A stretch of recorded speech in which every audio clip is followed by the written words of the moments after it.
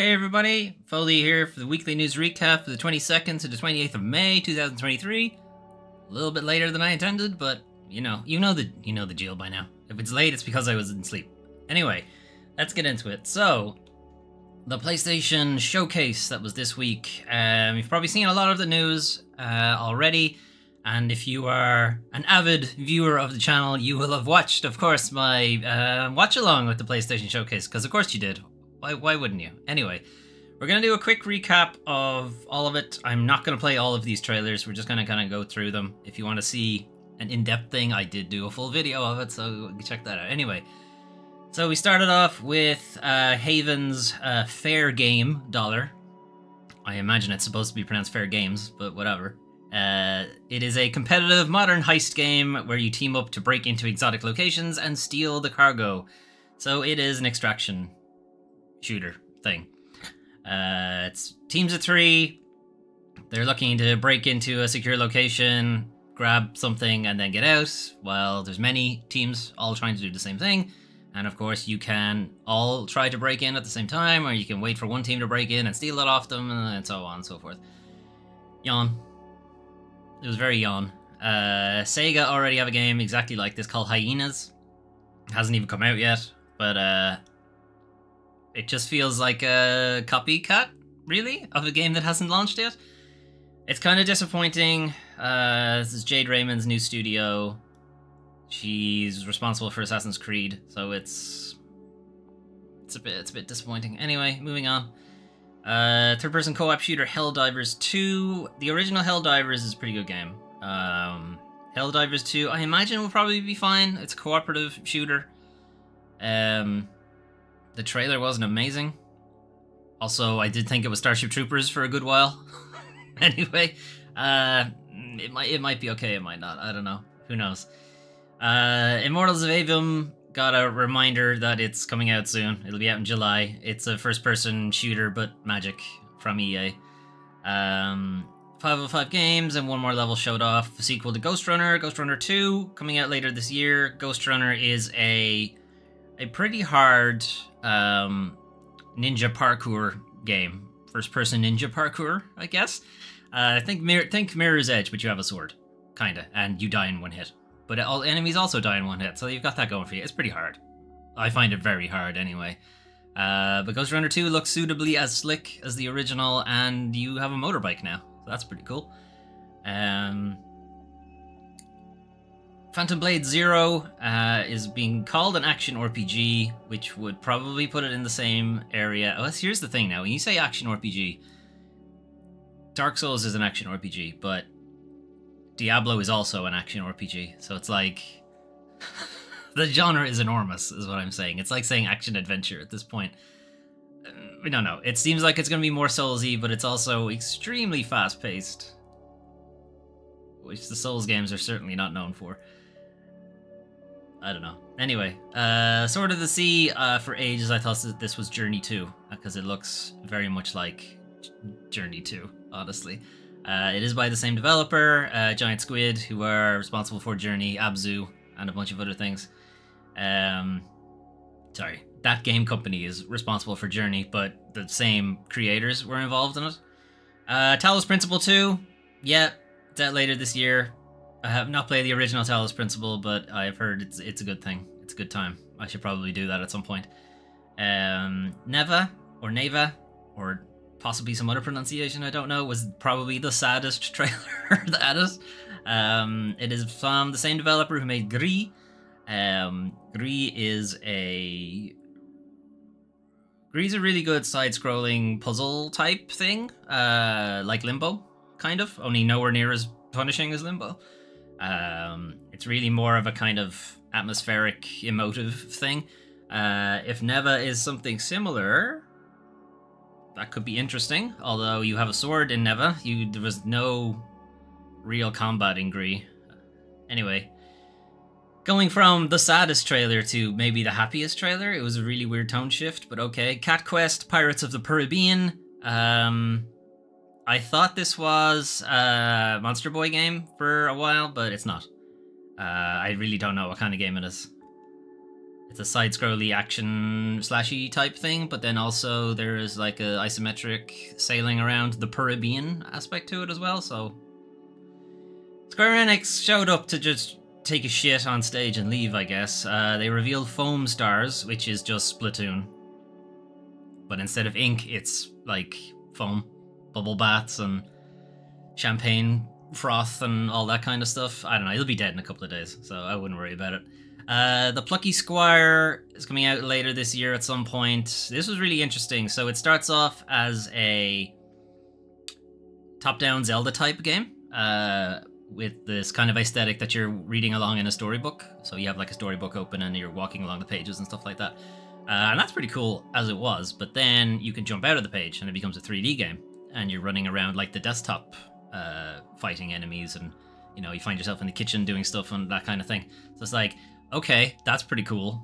So yeah, I'm interested. I'm interested to see how that turns out. Teardown is Minecraft, but you really want to blow everything up. So I guess you're a creeper for Minecraft in Teardown. Anyway, it is heavily voxelized environments. Everything is destructible, I believe. It's not clear if Teardown is specifically about like destroying the building entirely, you know, in a kind of construction demolition way, or if you are specifically trying to break into a building to get something in particular. The trailer makes it a little ambiguous, so I'm not sure, but I believe Teardown's already out on PC, so this would be more just like a console announcement. Then, okay, yes, one of the bigger stories reveals of the PlayStation Showcase that I was actually happy with, Metal Gear Solid Delta. Snake Eater is the remake of Metal Gear Solid 3 Snake Eater. The trailer, however, is CG entirely. There's no gameplay. There are some screenshots of in-game stuff going around, but none of that was shown off during the showcase. All it was a CG trailer, and the CG trailer was very much a, hey, we're making this game. You know, it didn't really show off a whole lot else. Just a big angry face, a big angry snake face, more or less. There is also stories going around that they are bringing the original cast back. However, it is not clear if the original cast are re-recording or if they are just taking the original audio lines and just putting it in the remake as well. Which I kind of hope they don't do. It would be good if they re-recorded stuff. Like, it would be fine, I guess, if they kept the original audio, at least. It would still keep the tone of the game, but I don't know. I kind of feel David Hayter got very slighted when he wasn't brought back for Metal Gear Solid 5. This would be a kind of olive branch type deal, but it is Konami as well, so I'm not convinced they'll do that, honestly. Anyway, moving on. Open world builder, Towers of Aghasba.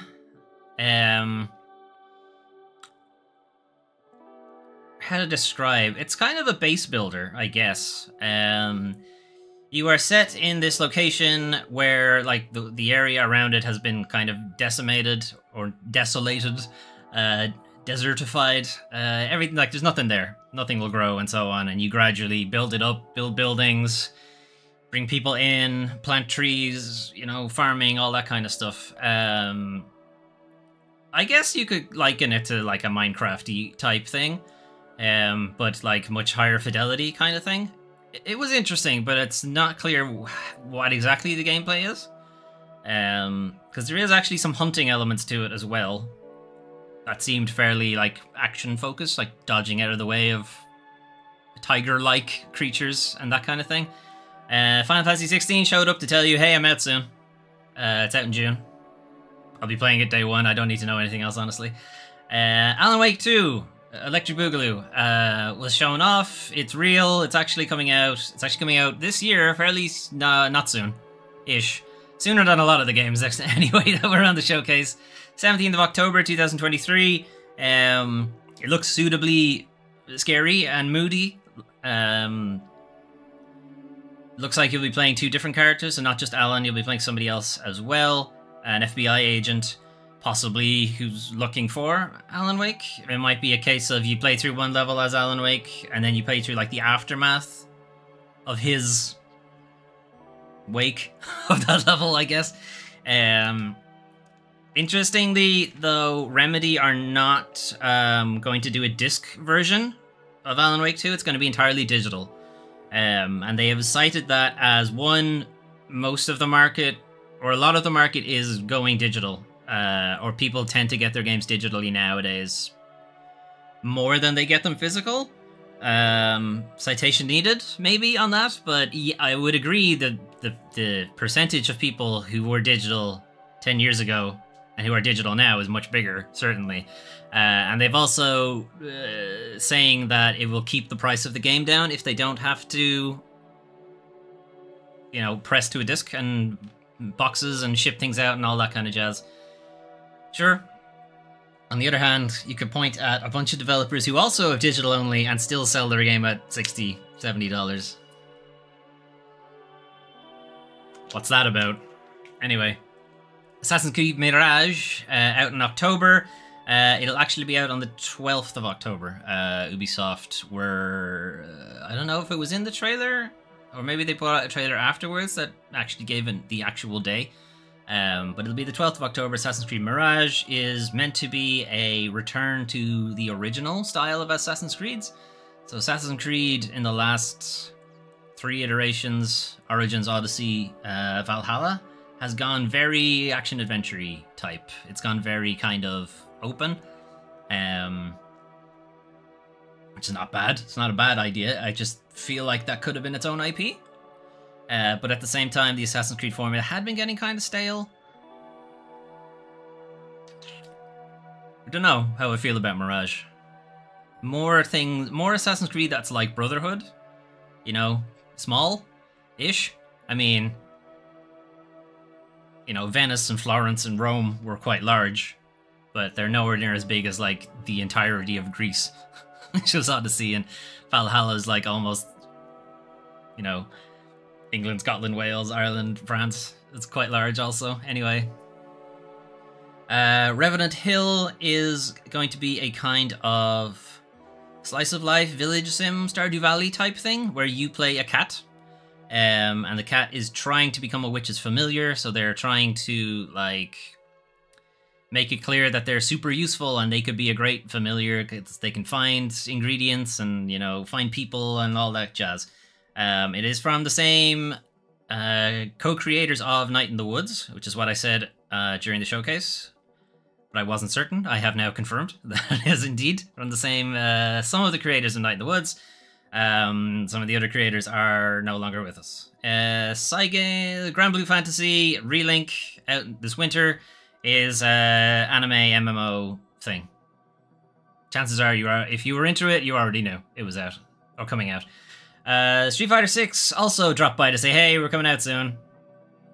Yeah, it's coming out soon. Ultros is coming out next year at some point. It's a side-scrolly, slashy Metroidvania thing that I love. It's also got these kind of strange psychedelic aspect to it where everything is both very colorful and very off-putting at the same time. It's like you're on an LSD trip. We'll see how that turns out. Tower of Fantasy, which is out later this summer, is Genshin Impact again. Somebody saw Genshin Impact and went, yeah, I can make that. Let's do that. Dragon's Dogma 2, out of nowhere. Trailer for it. Looks incredible. Now I have to play the original again. God damn it. That game is enormous. But yeah, I can't wait. It's going to be amazing. Five Nights at Freddy's 2 Help Wanted 2. No, I said that wrong. Five Nights at Freddy's Help Wanted 2. Out later this year. It's a sequel to the PlayStation VR game, Help Wanted, which was itself a collection of a bunch of Five Nights at Freddy's games. I think it's like 1 to 3 and then one of the spin-offs, something like that. Help Wanted 2, I think, is its own thing. I don't think it's a collection of games. I think it's like its own game, but I don't know. We'll see how that turns out. They showed off a bit of the Resi 4 VR mode. Still no news on a release date, but it looks pretty good and pretty terrifying. It's, yep, first person, Resident Evil 4. I'm gonna shit my pants playing it, but here we go. Arizona Sunshine 2, yeah, it's a zombie VR game. whatever. Crossfire Sierra God, it's a military shooter VR game. Yeah, whatever, moving on. Synapse, yeah, it's a first-person shooter thing, but fuck you, it's got David Hayter and Trevor Hale in it, so I want to play it. 4th of July, so pretty soon. Made by In Dreams, who makes some pretty good games. Synapse has you diving into the mind of David Hayter. I don't know what the actual character's name is, I'm just going to keep calling him David Hayter. And once inside of it, you can do some things that you couldn't do in the real world, like pick things up with your mind and throw them at people and, bend bullets and that kind of thing. I think it's meant to be billed as some kind of roguelike thing, where you try to get as far as you can into the mind, and, gradually you die and you get better as time goes on and that sort of thing. Beat Saber, coming to PSVR 2. You all said I was silly for thinking that would happen, and well, look, now who's the silly one? Still me, probably. Anyway, Beat Saber was stealth dropped onto the PlayStation Store, same day as PlayStation Showcase, so if you're watching this and you have a PSVR 2, you can play Beat Saber right now if you want. Marathon was shown off. It looked really good, really slick. Having the title drop for it to be Marathon just kind of sealed the deal on that. For those not familiar, because it's a fairly old game at this point, but Marathon is the precursor to Halo. So it's one of Bungie's first games in general. It's one of their first-person shooters. It has a very strong narrative campaign. It's a very strong story. And it did very much pave the way for Halo, which is also a very beloved first-person shooter. However, they've taken the best parts of Marathon and decided, nah, it's fine. We don't want it. We don't want any of that. We're gonna make it a PvP extraction thing instead. Okay. Well, any interest I had in that has fucking died. Moving on. It reminds me of when they did the Legacy of Kain Nosgoth game, and they're like, let's take a really well-liked, well-loved, strong story, single-player action-adventure game and turn it into a arena shooter. What are you doing? You've got... Sony own Bungie wholly now, and you've got one of probably the best developers for first-person shooters, and for, like, narrative campaign first-person shooters, and you have them making live service trash. Speaking of live service trash, Destiny 2 has another thing. They're cowards and they brought back a character they killed. Anyway. Concord, another PvP, multiplayer first, another live service, one of those. The trailer showed off nothing. Honestly, I thought it was Starfield for a while, and I was very surprised, because that's definitely exclusive to Xbox. But no, Concord is the first game from Firewalk Studios. It's going to be a PvP, blah, blah, blah, blah, blah, blah. Gross. Hardware announcement. Sony are trying to make the Wii U gamepad again. They are talking about this thing called Project Q, which is effectively a DualSense cut in half, and they put a tablet in between it.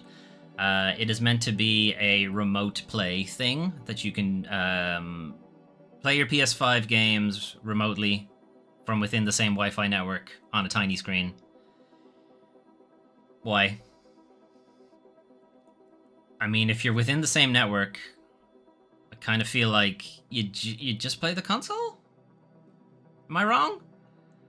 I don't understand who this is for. If it actually works over the internet, then I guess you have some excuse. But really, I don't understand who this is for. And this thing on the right is the Pixel Buds, but Sony. So it's Sony Buds. PlayStation 5 Buds or whatever. I don't know. Those things never stay in my ears. I won't be getting them. And then their last big one more thing, Spider-Man 2. It's out later this year. It showed off a bunch of stuff. Yeah, it looked good, but it's Spider-Man and whatever. Like, yeah, I'm gonna play it. Like, there was nothing like amazing from Sony specifically, like Sony first party. All of the big games that, well, for me personally, the games that I was really interested in don't belong to Sony and are going to be multi-platform, with one exception. The exception being, well, Spider-Man, sure. But the other exception being, where is it? somewhere here. Phantom Blade Zero is PlayStation 5 exclusive, console exclusive at least. It might still come out on PC. But other than that, everything else will be on every other platform. So the ones that I'm interested in, at least. The ones that I'm not interested in, like all of the PvP dreck that they've brought up, I'm reasonably certain is console exclusive. Fair Games will be because Sony owned them. Marathon isn't, which I thought was kind of strange. So they must have had a deal in place before Sony bought them. So they must have had a deal in place already for Marathon to be multi-platform. But as I said, once it turned out that they actually weren't going to follow the story of it, it's like, well, fuck that. I have no interest now. Concord is a PvP thing. Nobody cares. Well, I know. Some people care about those kind of things. I don't. Anyway, that was the showcase. But noticeable absences. So noticeable absences. Here are PlayStation Studios. There's like 20 plus Sony first-party studios that are collectively known as PlayStation Worldwide Studios. We saw pretty much nothing from all of them. So I'm just going to go through them and we'll be like, what are they working on now? Because the answer to almost all of it is I don't know. Which isn't good for Sony's long-term thing. Like, Nintendo has their own kind of player base in that pretty much anyone who has a Nintendo console is going to buy the Nintendo games, right? You're always going to have a Mario, you're always going to have Zelda, Metroid, Pikmin, Kirby, F-Zero if they ever remember they have it, and so on. Nintendo's kind of got that sewn up. Xbox, sure, doesn't have a whole lot of exclusives, but Game Pass has kind of made them pretty attractive now.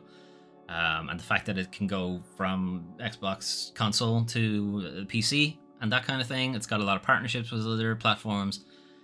That's very attractive. So what is attractive about PlayStation right now? And the answer is, normally it's their exclusives, but we don't know what their next exclusive is. Spider-Man, that's it. What's after Spider-Man? I don't know. Anyway, Sony Bend Studio are the people behind Siphon Filter and Days Gone. They had pitched Days Gone 2 to Sony, and Sony said nope. So now the question is, what are they working on? Don't know. I've seen some tweets from the studio that say they're very excited about it, but we don't know what it is. Bluepoint Games are typically the remake guys, or the remaster guys. So they've done the Shadow of the Colossus remake, they did the Demon Souls remake. We don't know what they're working on right now. It was somewhat speculated that they were helping out on the Snake Eater remake, and that might be true, because we don't actually know who the developer behind it is. Konami don't really have an in-house developer anymore, as far as I'm aware, once they killed off Team Silent. So yeah, I'm not sure who the developer for the Snake Eater remake, so it could be Bluepoint Games, but I kind of doubt it. Anyway, Fabric Games are a support studio, so they don't actually make their own games, they just help out on games. Firesprite, I think they're the Sierra Squad guys. Not entirely sure. I think they do virtual reality stuff, though, for PlayStation. Firewalk Studios, Concord, that's like their first game. Guerrilla Games are the guys behind Killzone and Horizon. Horizon 2 is reasonably out. Sorry, it has been out reasonably recently. So yeah, it's understandable that they don't have anything to show because they literally just launched their latest game. They're probably in, you know, previs for whatever their next game is. Haven Studios showed off Fair Game Dollar. It looked very mid. Housemarque, Resogun, and Returnal. What are they working on? Don't know. It's been long enough since Returnal came out. They're, you know, they should be fairly into development on whatever their next game is. Insomniac, Spider-Man. It's fine, they showed that off. London Studio also do a bunch of VR stuff. Their latest one would have been Blood and Truth. I think they're working on something similar that kind of looked like Blood and Truth 2. It could well be Blood and Truth 2. They showed something about that off recently, but it wasn't at the showcase, which it really kind of should have been. Media Molecule, Little Big Planet and Dreams. We did have a story recently that Sony said no to Dreams. No more Dreams. Wake up or something. I'm sure there's a good joke there somewhere. So I don't know what they're doing. They're not working on Dreams anymore. Naughty Dog, Last of Us, Uncharted, Jak and Daxter. It's supposed to be Last of Us multiplayer. There was this news story earlier in the week to say that that's still quite a ways off, and that there's more single-player content on the way. But they didn't specify if it was for The Last of Us or was for something else. So yeah, we don't know what they're doing. Niches Software are the PC port studio for Sony, so they handle PC ports. So what's the next PC port they're working on? Bloodborne, hopefully, but it's not, because we're not allowed to have nice things. Polyphony are Gran Turismo 5. Is it 5? Is it 6? One of them was recently released, so sure, that's fine. San Diego Studio, MLB The Show series. I don't care. Probably they're working on that again, but honestly, I don't care. San Mateo Studio are a support studio, so they don't make their own games. Santa Monica, God of War Ragnarok, recently released. Fine. They're working on whatever it is they're working on next. I have not played God of War Ragnarok, so I don't know if it wraps up the series. I do believe it's not meant to be a trilogy, like it is meant to be the last game, but if it made enough money, they could possibly be strong-armed into doing a third one. Savage Game Studios are a mobile developer, so they're probably working on whatever the first PlayStation mobile game will be. Sucker Punch are Ghost of Tsushima, Infamous, Sly Cooper. The rumor is it's Ghost of Tsushima 2, but again, we don't know. Honestly, I would prefer Infamous again. You know, apologize for Infamous Second Son and make a better game. That'd be nice. Team Asobi, formerly Japan Studio, are the guys who do the Astrobot stuff. But Japan Studio are also responsible for things like Shadow of the Colossus, The Last Guardian, that kind of thing. Again, we don't know what they're doing. Valkyrie Entertainment are a support studio, so again, they don't make their own games. And XDev or CrossDev are an internal development team. They work on the actual tools that the developers use to make their games. So they very much don't make their own games, but they are involved in all of them, basically. Anyway, that's... like, a lot of the answer to that was either I don't know, or rumor, or their last game came out too recently for them to have anything to show. So, that's not a good look for you, Sony. I'm just saying, you kind of want to show more. Stop hiding things. Again, there is another rumor going around from reputable leakers saying that they're surprised some things weren't shown. So perhaps Sony have more to show, and maybe they're waiting on the Activision thing to go away, or I don't know, because honestly, I don't know why they didn't show it off there. That's the time to do it. Anyway, outside of the PlayStation Showcase, there were other updates during the week. So we had buttons. THQ Nordic showed off a fairly long video for Alone in the Dark, the reboot, remake thing. Reboot is probably more accurate, so they're effectively redoing the first game, but it's not necessarily a straight remake of it. So they showed off some settings, some characters, so you might recognize who's playing Edward Carnby if you've watched Stranger Things. They also had the release date. It's going to be the 25th of October of this year. I don't recognize the actor playing Emma. I know the face, but I don't quite recognize her. But you might recognize. I know David Harbour from Stranger Things, and other things. But Stranger Things is what I know him from. He's going to be playing Edward Carnby, who's typically the main character of the Alone in the Dark games. He would have been the character played in Alone in the Dark 2 and the various attempts to reboot the series. This is not the first time they've tried to reboot Alone in the Dark. They tried it on PS3. It was not great. It had some interesting tech, though. It had some really interesting fire propagation tech, in that almost everything in the environment could be set on fire, and the fire would carry through and do all sorts of shenanigans. That was really cool. Its inventory system was a little clunky, but I did appreciate it. It was effectively... it's just whatever you can fit in Edward's jacket, and you would just look into the pockets and stuff. That was interesting. if a bit clunky. And then they had a really weird blinking mechanic where if you blink, you will see... it was a way to like highlight weaknesses on enemies. Is blinking or just closing your eyes for a decent amount of time would highlight like concentrated darkness on enemies or stuff like that, like protruding veins and stuff like that. In practice, it didn't really work because you're effectively blind for a substantial amount of the game. But it was an interesting idea. The fire tech they should have kept, though, on something else, because that was actually really good. Anyway, this is a fairly lengthy video. They're talking about, you know, their attempts to redo things and the settings and a bit of the story and what have you. I'm going to skip ahead to a bit later.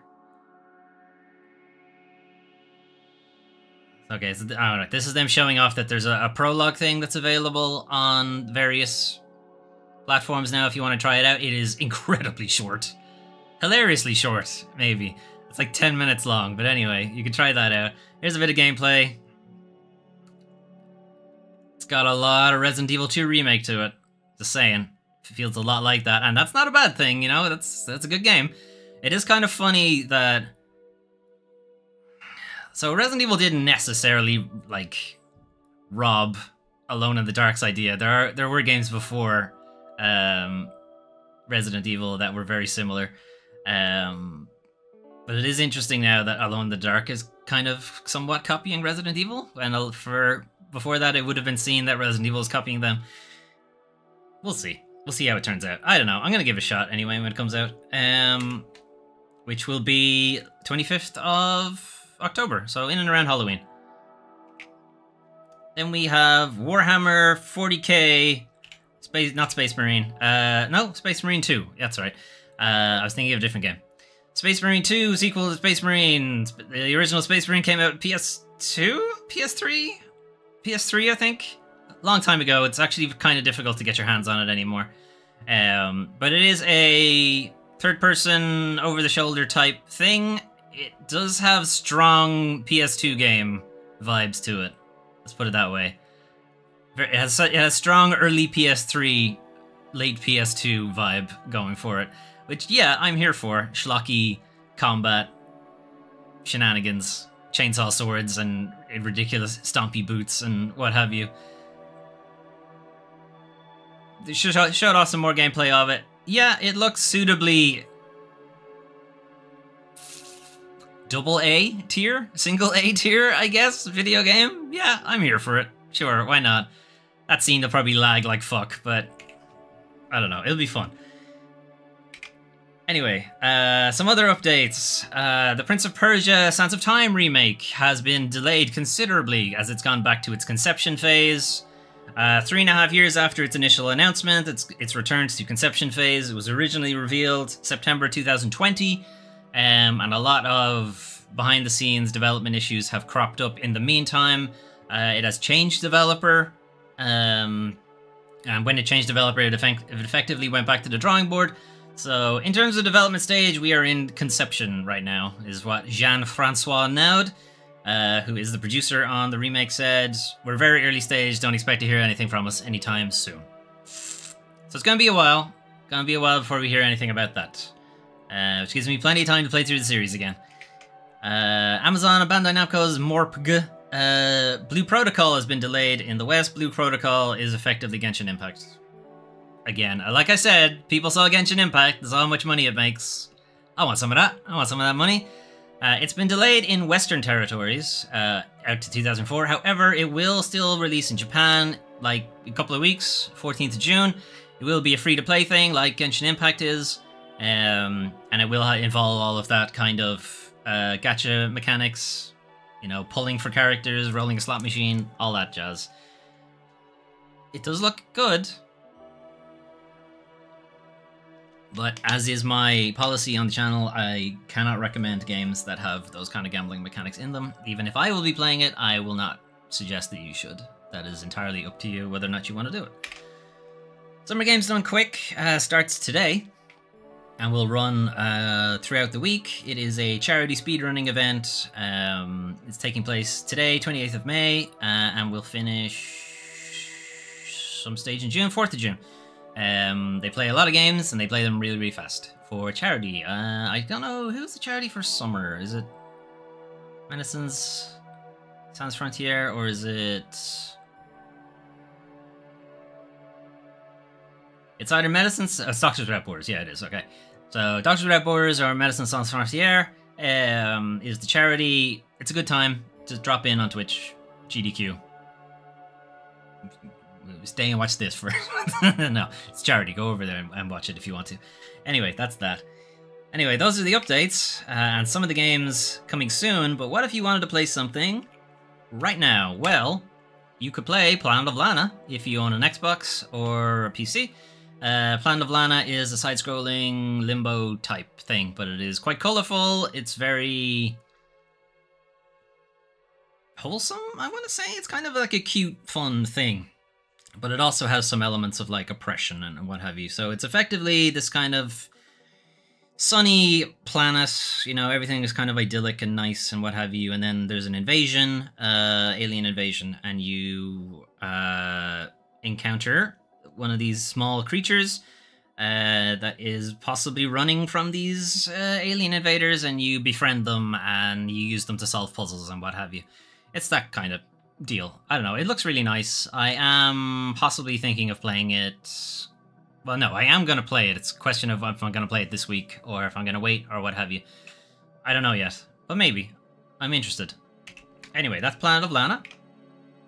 Then Warhammer 40k Bolt Gun, which is the game I was getting confused on earlier. Bolt Gun is a boomer shooter, as it likes to be called. I don't know why they've decided to be called boomer shooters. It sure seems like it's just... Any first-person shooter that doesn't have aim-down sights is apparently a boomer shooter, but okay. That's all. Skip ahead. It is like this kind of pixelated or pixelized, I don't know, art style to it.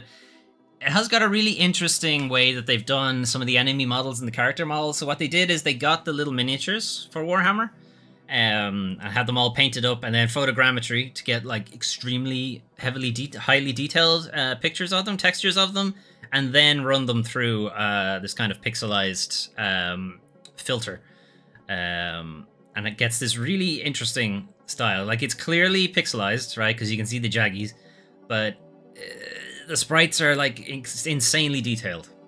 Like, you shouldn't be able to get that kind of detail out of it. But yeah, I'm really interested to play it. And we will at some point. However, it is apparently a sequel to the original Space Marine, so I might have to play that first. Anyway, Miasma Chronicles. Sorry, I have to press a lot of different keys, and I keep pressing the wrong one. Miasma Chronicles is Full Metal Alchemist, but American, basically, and also XCOM somehow. So it's a tactical turn-based thing, played out on a grid. There's been some kind of miasma has swept through New America or Neo America or something like that. It's got a kind of strange steampunk Wild West feel to it, steampunk Western type thing, and of course, you know, random magic bullshit going on. Gameplay, yes. So it is like a top-down isometric grid-based thing where you move your characters around. Get into tactical positions and what have you. Could be fun, could be interesting. Trailers I've seen are like... Not trailers, sorry. Reviews I've seen are like, yeah, it's okay. So, it's probably okay. Anyway, Miasma Chronicles After Us from Piccolo. And every time I see their logo, I'm like, I know that logo. I should really check what the game is that I know it from. And I always forget to do it. And I have forgotten to do it again. I definitely know it. Anyway, After Us is Flower, basically, but you are this little tiny sprite character. You are trying to bring life and nature and what have you back to this desolated world. And there are things that are trying to, you know, stop you from doing that. So it's a, like, exploratory, puzzly type thing, with some very rudimentary combat scenarios, slash... I don't know, avoidance scenarios. I don't know. It's got a bit of Little Nightmares to it, I guess, is what I'm going with. Fuck, a full body bear trap. That's gonna hurt. Anyway, that's After Us. And last but very much least, extremely least, straight in the bin least, in fact, because it is, I believe, the lowest reviewed game of this year. See, this is what I'm talking about. It's too many buttons. It's like the lowest reviewed game, definitely of this year. Possibly it's not of all time. It might be like major release of all time. Like there are some PC games that are absolute trash, and obviously they're getting like 0 out of 10. But this could be like one of the first lowest majorly released ones. Anyway, it's shit. That's what all the reviews are saying. It's debatable if it's even so bad that you still want to play it just to see how bad it is. Because I kind of do. I kind of want to see how bad the game is. But not so much that I want to play $60 for it. No thanks. I'll wait for it to be like $0. When is it free? Then I'll give it a look. Anyway, yeah, don't play it. Do yourself a favor and don't play it. Okay, anyway. It is now time, however, to talk about the worst parts of the video games industry. No, shit. Fucked up my own script. It is now time to talk about the worst part of video games, the video game industry. So, Nintendo serves Valve a takedown notice to remove an emulator from Steam. So there were news earlier this year that the Dolphin emulator was coming to Steam. The Dolphin emulator emulates the GameCube and the Wii. And Nintendo have basically said, yeah, no. Absolutely not to that. The Nintendo cites it violates Nintendo's intellectual property rights. Debatable. There's no... Emulators occupy a very strange window of whether or not it is actually violating property rights, copyright issues, and so on, or whether it isn't. There are anti-circumvention clauses in some countries where you are not allowed to do this kind of thing, and in some countries you are allowed to do this kind of thing, so it does occupy a rather nebulous legal position. Nintendo states that Valve have an obligation to remove the offering of the Dolphin emulator from the Steam store. For Steam's part in this thing, and the way DMCA stuff works is effectively you take it down first and then decide whether or not it's illegal, which is kind of a shitty proposition for the DMCA, and it's not great that that's the way it works. It really should be the other way around, but effectively that's the way it is if you want to avoid legal culpability in the event that it is indeed illegal and you've left it up. So the way they get around it is to basically just take it down first, because it's not illegal to take it down. So yeah, Valve have removed it. The Dolphin emulator is not available on Steam and will not be available on Steam for the foreseeable future.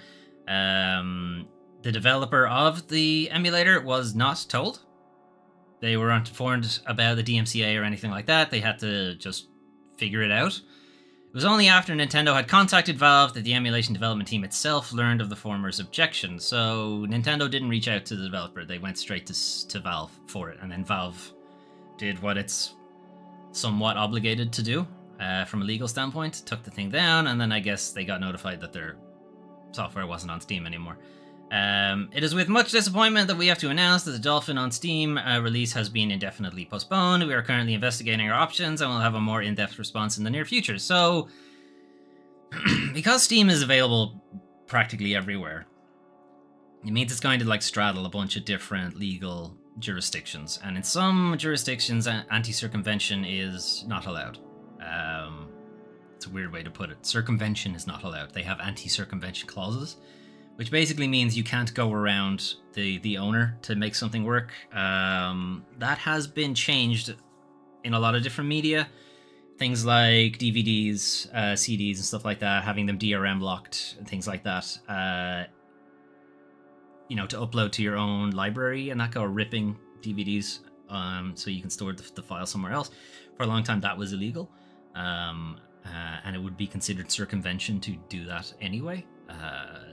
They brought in anti-circumvention clauses to stop that kind of thing, but it was eventually overruled, which is why it is legal for you to rip your DVDs. It's not legal for you to then host them on a peer-to-peer website, but it is legal to rip them and keep the files yourself. That is legal. Same with CDs for music and so on. In the same way that peer-to-peer torrenting software itself is not illegal, because it is not illegal to share files with people. You know what torrents are typically used to do. and that is illegal. So emulators occupy much the same thing. Emulating software is not in itself illegal.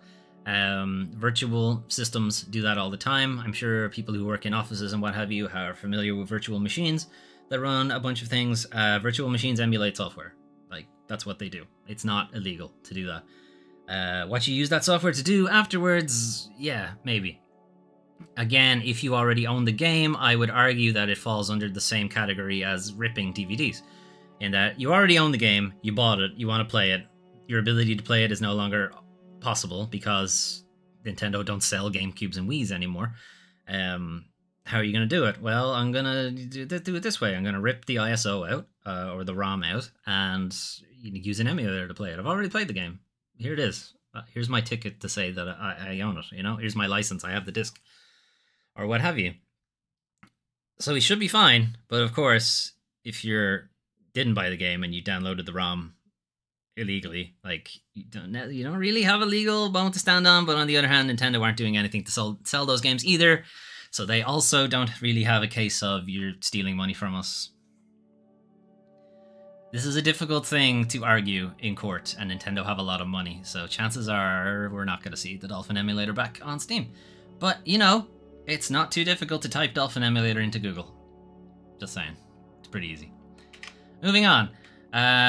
Sticking with Nintendo, though. Nintendo facing lawsuit over immoral loot boxes in Mario Kart Tour. So this is a fairly familiar story of I did not parent my kid and did not supervise them, and they spent a lot of money on loot boxes in a video game. It's that story again.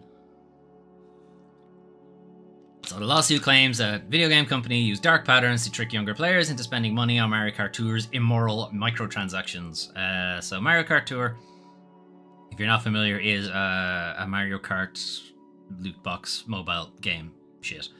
I don't even know what you get out of the loot boxes. Cosmetics and boosts and that kind of thing. Anyway, they're not in the game anymore. Nintendo have stopped development on the game itself and have effectively just leaving it as is, and anything that would have been available through their loot box thing is now just a straight up shop with in-game currency.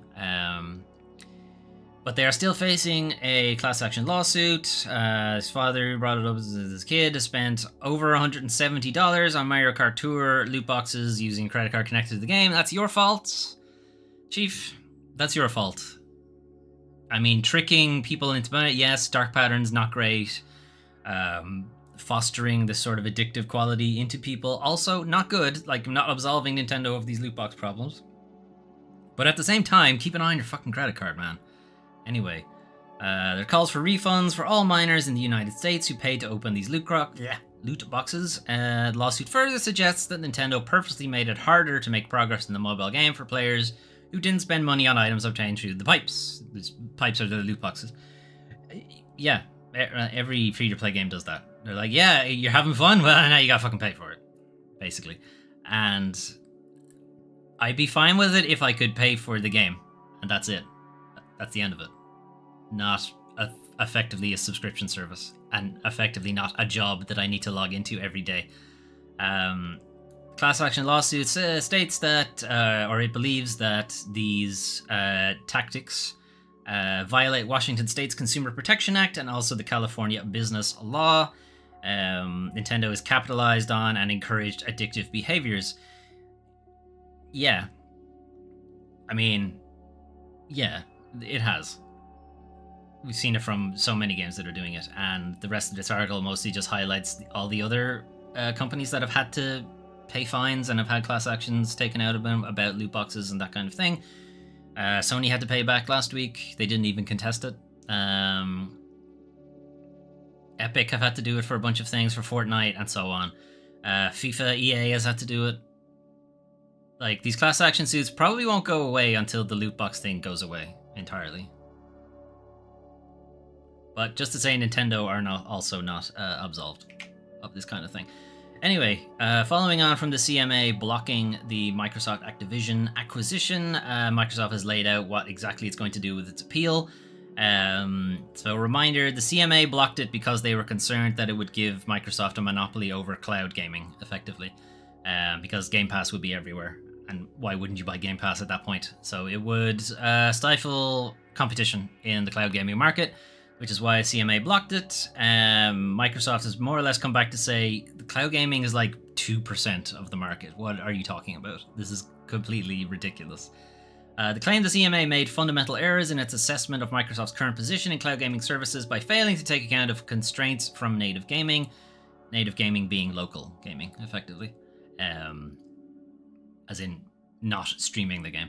CMA erred in failing to take proper account of 3 long-term commercial agreements Microsoft has entered into with cloud gaming providers. You can renege on those agreements.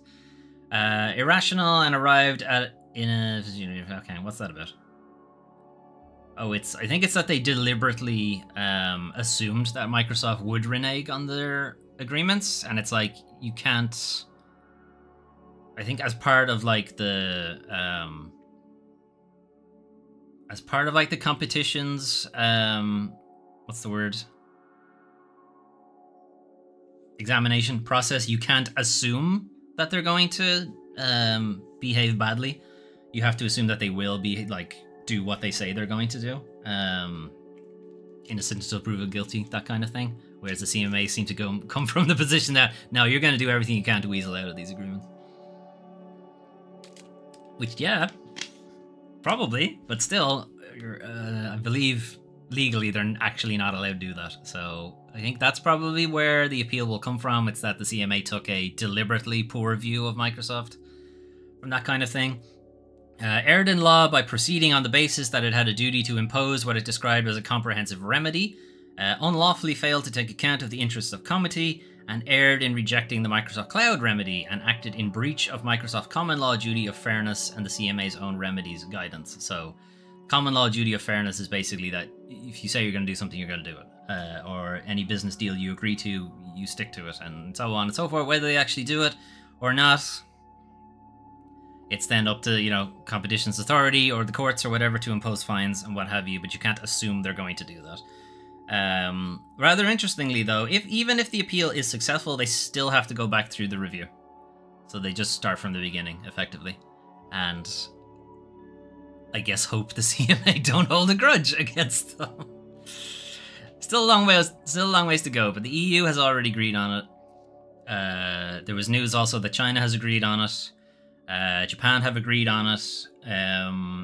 The US are probably going to agree and just continues to sue them to get money out of them. I don't know. It's kind of up in the air what the US are going to do right now. So their big hurdles right now is what's going to happen with the US and trying to appeal the UK's decision and then get through the review again. It's still going to be a while. Even their fastest appeals rate is 9 months. It's still a good while out before we'll see anything coming from that. Anyway. What's this story? Oh, yes. Okay, so Embracer Group, the company who recently bought like Deus Ex, Tomb Raider, Saints Row, a bunch of IPs that had kind of been floating about the place, was on the cusp of making a $2 billion gaming deal, and it just kind of fell apart right at the last second. Right before an earnings call, and the earnings call, they had to say that, they are legally obligated to tell them these things, that yeah, this $2 billion deal isn't going ahead, which more or less tanked their stock price overnight. So Embracer's stock is in the tank today after it was revealed the company lost out on a $2 billion game development deal at the last minute last night. They did not name the company, but they claimed that they had a really strong commitment from the company and are disappointed that it didn't go through for whatever reason. The CEO, Wingefor, said the company had been working on the deal since last fall. So what's interesting here is there are only so many companies that have $2 billion to throw around in the video game world. There's only so many that it could come from. Could be Sony. They have the money for it, and they are trying to bulk up on exclusives. So they could be trying to go in for an exclusivity deal with one of the bigger IPs. Tomb Raider, maybe. Because Tomb Raider did start on PlayStation. It's possible they were going for that. So it could be Sony. It could be Microsoft, again, who are kind of need exclusives, really, for stuff for their Game Pass thing. And they are also involved in the Perfect Dark remake. Or not remake, sequel. I don't know. Something to do with Perfect Dark. Crystal Dynamics are involved in that, and Embracer now own Crystal Dynamics, so it could have been that as well. And then, of course, there's, you know, the bigger players out in the East, NetEase, Tencent, so on. They could have been vying for some of those as well. And then Amazon is also trying to break into the video game industry. Amazon have, as you might imagine, a lot of money, so they could certainly swing the $2 billion. Embracer do own the Lord of the Rings license for video games. Amazon have the Lord of the Rings for TV. Can make a partnership there, but anyway, it fell apart. Whatever happened, stock price plummeted 45%, which is pretty fucking bad. And on top of that, they may not be able to recoup that number anytime soon because they are sitting on a bunch of delays for some of the games that are coming up. The more notable one, the one I'm more interested in, is Star Wars Knights of the Old Republic. Remake was announced ages ago, and that has been in development hell ever since.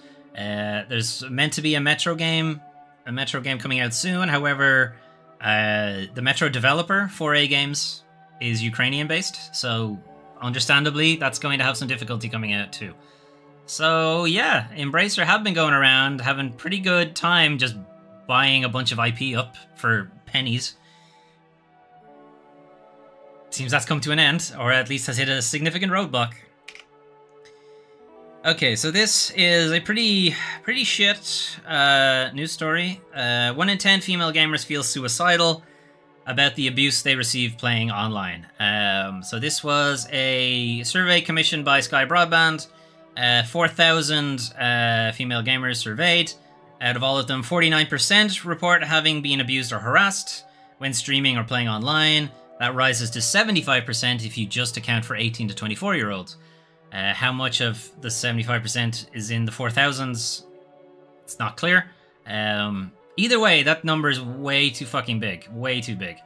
80% of those affected by online abuse confirmed that messages and comments were sexual in nature. 35% claimed they were violent in nature. Again, these numbers are too big. They shouldn't be bigger than 0, but obviously they're going to be shitheads, but this is too many shitheads.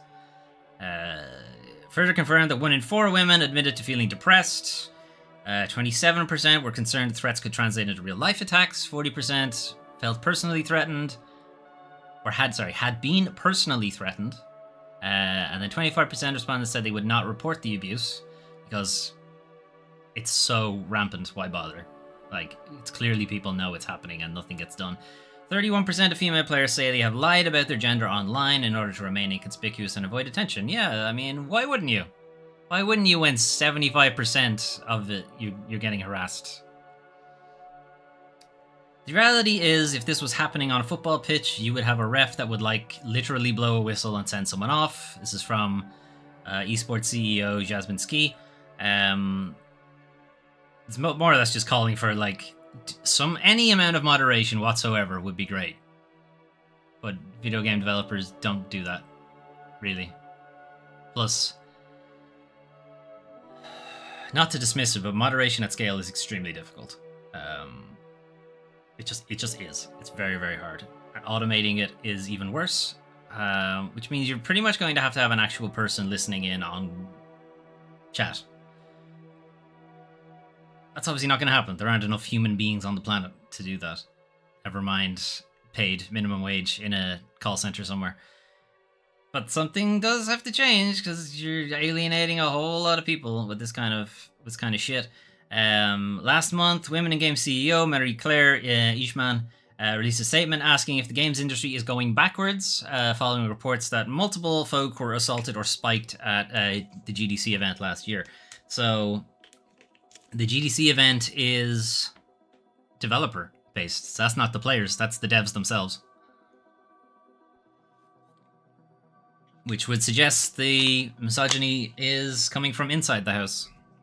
Anyway, this is not a great. It is something that could be aware of. I could be aware of. I am aware of. That women, in particular, are not treated particularly well on the internet in general, and particularly in video games. Something does need to be done, but there's only so much you can do as one person. I don't know what exactly can be done about it. Because as I said, moderation at scale is very, very hard. Impossible, potentially. But certainly something needs to be done about it. Anyway, could finish off with something not so bad, but also kind of not great either. Gollum Studio possibly is working on another Lord of the Rings game. So, hey, if you liked what they did with Gollum, oh god. So this is, it's kind of rumor, speculation, but it's pretty clear that they are doing it. So this is based on the fact that Daedalic, who are the developer, have received a grant from the German government to work on something that sounds a whole lot like Lord of the Rings. So Daedalic has been awarded €2 million by the German Ministry of Economic Affairs to work on what appears to be a second game in Tolkien's beloved fantasy universe. So this is via Google Translate. It is a game that will transport players to a lush world full of mythical creatures and magic, and tell a story from a character's perspective that has never been told before. Player discovers completely new regions and influences the events of the world within the scope of his role and abilities. Tries in his own way to influence the course of things and to change the fate of the world. Project design with reference to the previously untold story and attempts to influence the course of beings. Gandalf? Has Gandalf's story specifically been told? He's kind of always been a support character, really. I don't think we've ever really had a I mean, you get sometimes... Actually, is there ever a first-person chapter for Gandalf? I don't think so. Maybe in the appendices, but I'm not entirely sure. Anyway, yeah, not great news that they're working on yet another Lord of the Rings game when they couldn't do the first one properly. Anyway, we'll leave Planet of Lana to loop. Anyway, that's the news for the 22nd. To the 28th of May, 2023. So the PlayStation Showcase, there's a full watch-along of it on the channel somewhere. If you want to actually see me react and draw a red circle somewhere randomly, that doesn't make sense. Anyway, if you want to see that, that's there. I just did a very quick recap of it at the beginning of the show. Meh. It was fairly meh overall. Most of the things that were interesting are going to be on different platforms as well, so there's nothing inherently great for Sony there, honestly. Alone in the Dark looks okay. You know, it doesn't look like it's going to be shit, necessarily. It might just be okay, which is fine. It is fine for games to be okay. That is alright. Bit more of Space Marine. It, again, looks fine. I'm sure it'll be fine. Fun for some people. Whatever. Showing off some of the new releases. After Us. So some of them are slated to come up as part of Foley Plays Games a bit. So After Us. Miasma Chronicles. Planet of Lana. Will probably make an appearance on the channel at some point. Bolt Gun 2 as well. But I want to play the first Space Marine first, because it is apparently a sequel to it, so it'll be a while before Bolt Gun appears. Anyway, what else was I talking about? Prince of Persia Remake is delayed even further. In fact, it's not delayed so much as just completely restarted development. Yeah, I kind of assumed, because we had heard literally nothing about it for a few years now. Blue Protocol delayed. Like, it's fine for games to be delayed. There are way too many games coming out as it is, so sure, delay them all you want. It's fine. Summer Games Done Quick is running right now. Give it a look after the stream. Nintendo trying to sue to take down the Dolphin emulator. Like, yeah, fine, but like, you can literally just Google it. It's like, why bother? I know they kind of have to do it. It's like very stringent requirements to protect your copyright and trademark things, is that you basically have to attack anytime you come across something, cease and desist. And Nintendo are very good at that. They have some lawyers who really like their job, I guess, or really like getting paid. Either way. But not great. Still, it's not great. But it does highlight that the DMCA has a kind of lopsided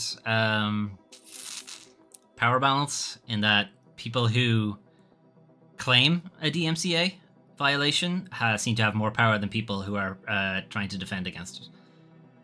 Which means it's very much heavily weighted towards corporations and not the individual person.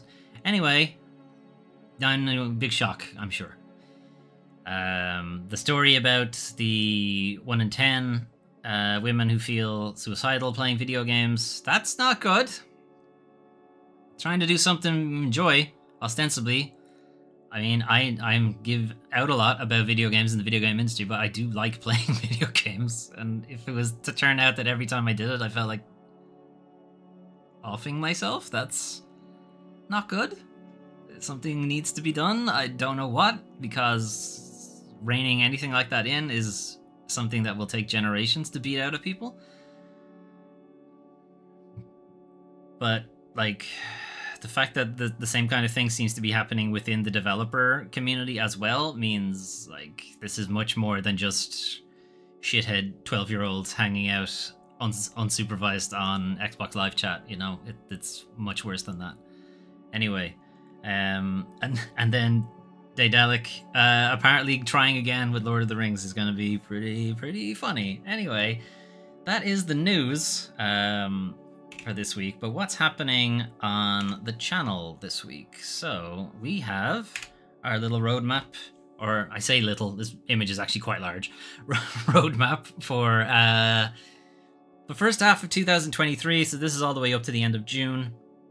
As you might imagine, there isn't a lot of time left before we hit the end of June, so chances are I'm not going to get to all of these games. So some of these will flow over into the second half of 2023. So if people who aren't familiar with what this image shows, these are all the games that I had planned to feature on the channel between January and June, or January and July, whatever way you want to put it, of 2023. If it has a green tick, it has been featured. If it has a yellow dot thing, it is currently being featured, although some of the games that have that is not true. The grey clock means it's coming up soon, the little golden wedge means it's a full Let's Play, and if it has no symbol, I don't know, at some stage it'll be up. Anyway, that is what's going on there. So some other news on the channel before we get into games and what's happening next week. Emotes. Emotes are now available on the channel. Phil has done an excellent job with them. I'm very happy with the stuff he has made. I'm just going to spam a few of them here so you can have a look at what they look like. So we have LOL, which is meant to be an attempt to take the old LOL rage face and more or less put my own GB version of myself on rage face, which is very angry, very scary even. I hope I don't ever actually get that angry on chat or on stream. Scared face. Again, I hope I'm never actually quite that scared, but it's a very funny image. I quite like it. This is called love on Twitch because I can't use the other word, which is horny, because they gave out to me for using it. So I have to use love, but it's horny. Anyway, then you have Rip, which is very funny. It's a gravestone with me on my head. There is actually a second version of this emote that doesn't have the gravestone, so possibly we might swap it in and out. Because the one without the gravestone does work better with the other faces, but I like the gravestone one more. It just looks funny. And then we have the hype one, which is the animated GIF, because you get, at least at my level of affiliate, you get 5 emotes and 1 animated emote at my level. And then the more subscribers you get, the more slots open up. That's kind of the way it works. But anyway, yeah, I think they're fun and they're cool, and Phil did a great job, and very happy with them. Phil is also doing some artwork for my next video game series, which is going to be Foley Plays Final Fantasy. So there's a lot of Final Fantasies there. For those of you who don't want to count, that's 24. There's 24 games there. I am going to play maybe all of them, possibly. I don't know yet. So these are all the mainline entries of Final Fantasy. So it's Final Fantasies 1 to 10, 10 to... sorry, it's Final Fantasies 1 to 16. minus 11, because 11 is online and also pretty much inaccessible at this point. I'm not even sure how I would go about playing it. And if I was going to play an online MMO Final Fantasy, I would just play 14. So that's the way it's going to go. Anyway, so it's 1 all the way up to 10, 10-2, then Dirge of Cerberus. I'm not sure how I'm going to play that because it's a PS2 game, so I'll probably have to find a way to emulate it. Final Fantasy 12, Crisis Core, Final Fantasy 7, which was a PSP title, and for a good while was, again, also fairly inaccessible, but there was a remaster released pretty recently, so we can play that. Final Fantasy 13, this is when we start to get to the Final Fantasies I actually don't want to play. But I'm going to do it, but I don't really want to. All the way up to this point, yes, cool. Happy to sit down and play them. Not so much when we get to 13. Final Fantasy 14 is the maybe, because that game is an MMO. It is quite big. It is probably sitting around 400 hours of gameplay just for the main quest. So, yeah, maybe not. That's quite big. And also, I don't actually know how my internet handles playing a heavily online game and also streaming at the same time. Because I do know that if I try to play Final Fantasy 14 and upload a video to YouTube at the same time, I actually can't play Final Fantasy 14. I can't connect to it.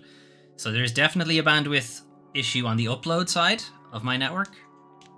So we'll have to see. It might be a case that I just literally can't do it. It's either I literally can't do it, or it will have to be on a pre-recorded Let's Play instead. I don't know yet. Final Fantasy Type 0 is a PS Vita, I think, game that also got a remaster a good few years ago. I've never played it, so I'll be interested to see what that's like. I really like the trailer for it, and I really like the music. The music is amazing in Final Fantasy Type 0. And I've only, when I said I hadn't played it, I've not played much of it. I've played like 1 or 2 levels of the game. It is a level-based game because it's a mobile handheld game, and typically those games would have been fairly short, bite-sized gameplay chunks. Anyway, we'll see how that goes. Final Fantasy 13-2. I do not like Final Fantasy 13-2, but I will persevere to try to play it. Lightning Returns Final Fantasy 13. I despise Lightning Returns Final Fantasy 13, so I don't know. This might be one I don't actually decide to play. World of Final Fantasy is kind of a celebration of the Final Fantasies from 1 to 12. You're playing these 2 characters and you effectively go about the world of Final Fantasy. You meet up with the different characters. You know, you're meeting Cloud, you're meeting Terra, you're meeting Kain, and so on, from all the different Final Fantasy games.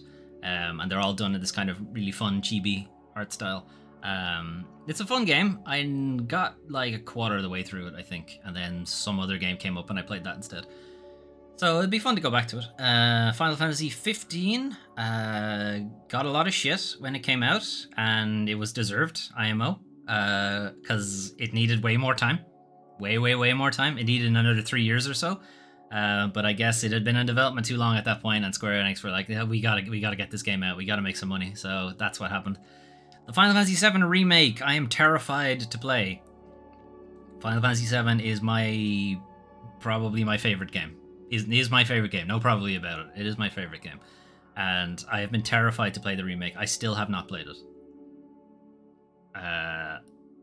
This will be a weird personal thing, I guess, but I'm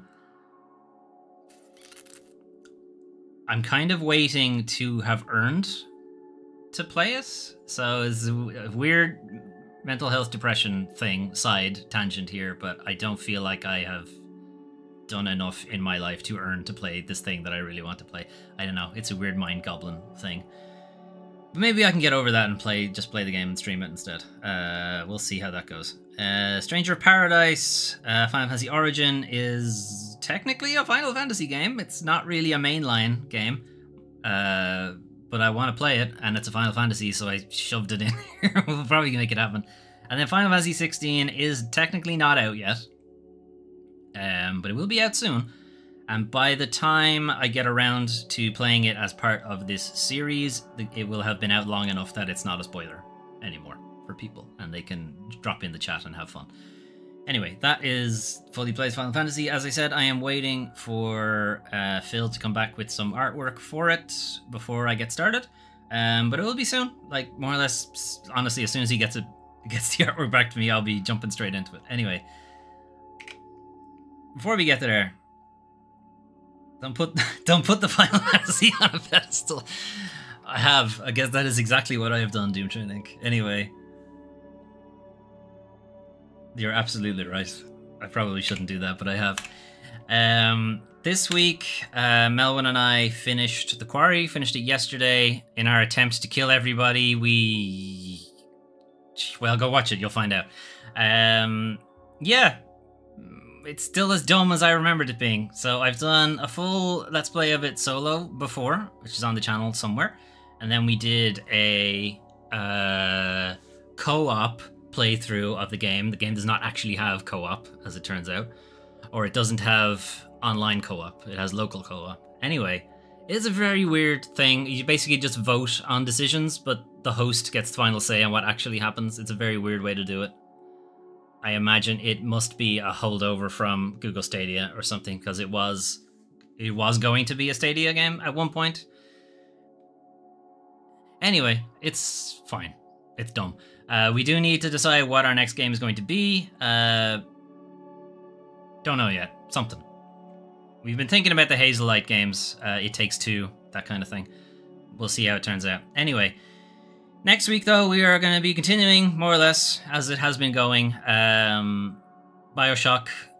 We are in Arcadia. I think making our way to Andrew Ryan's apartment block will probably be the next thing we do. Or at least that is what we're planning to do. I have a feeling pretty sure the game sends you somewhere else first before you get there. But that story-wise, that is where we're at.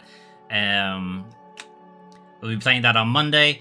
Cloudpunk, we didn't get to play it last week because the PlayStation Showcase was on instead, and I wanted to do that. I wanted to watch the PlayStation Showcase instead of play Cloudpunk. So yeah, we're more or less exactly where we were last week. We are playing as Rania.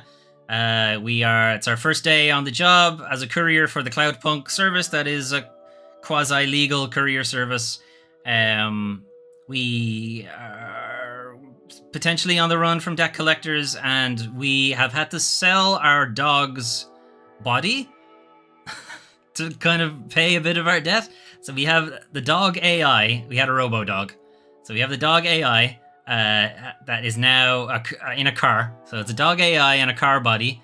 And apparently the car body is not smart enough for the dog AI. So he's got a very dumb personality, but it's pretty funny. I like it anyway. We'll be playing more of that on Wednesday.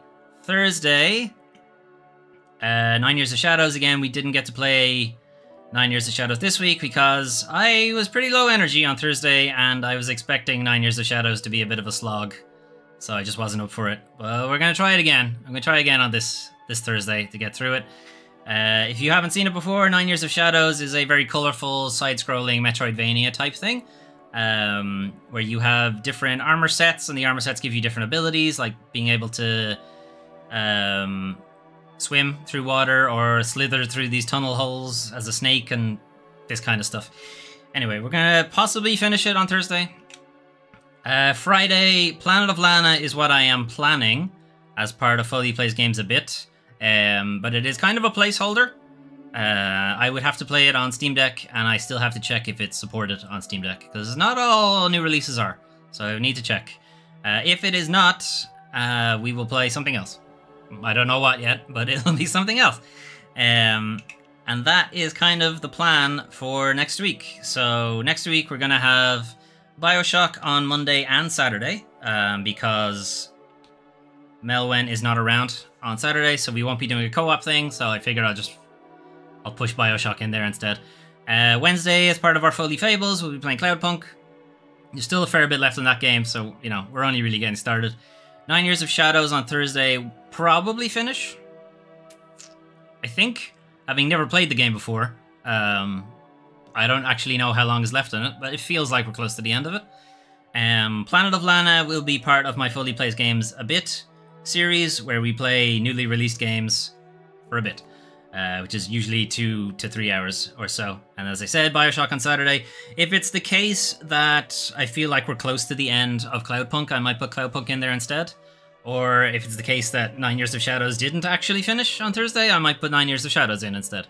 So Bioshock is more or less the fallback position, on the assumption that either we're very close to the end of Cloudpunk or we're extremely close to the end of 9 Years of Shadows. But that is the plan. Anyway, that's it from me for today. You've had your news for the 22nd to the 28th of May 2023. Channel update. Going forward, there will be a Final Fantasy series at some point. The Resident Evil series will continue also at some point. So we'll go back to Resident Evil 3 Nemesis, the older games. There are some other series also that I'm thinking about. The Yakuza series that I've only played 1 or 2 of them, but I do really like them. So I am thinking about it, but those games are also fucking enormous. So I don't know, we'll see. And then there's also just generally a Mazocore series. So Mazocore are the Souls type games. So specifically Dark Souls, Demon Souls, Bloodborne, Sekiro, but then also Neo 2, Wo Long, Steel Rising, those kind of games. Yeah, I don't know. Again, some of those games aren't very long exactly, but they're quite hard, and even harder on stream, so we'll see. Anyway, that is the plan for me. Thanks for dropping in, Doomtrain Inc., and anybody who was lurking in the background. It's always appreciated too. If you want to catch up on any of the videos that you saw, or any of the Let's Plays that are currently going on, you can find them all over at youtube.com/Doomtrain5. There are a bunch of videos over there in the archive now. There are over 60 full Let's Plays there too, if you want to check those out. All ranging from AAAs to close to F tier video games, if you want to check them out. We play everything here. We don't discriminate on game quality on Foley Plays. Anyway, I'm going to head off. Have a good rest of your day, and possibly see you in Melwyn's chat later. She is playing Mafia. The Bad Mafia, I think, which is pretty fun usually, because she fucking hates that game, but it's usually a fun watch. She's playing that around 8 o'clock tonight. Otherwise, I'll see you tomorrow for not tomorrow, Tuesday, for Bioshock. It's on the screen. Bioshock. Right. I'm gonna head off. Have a good one. Bye bye.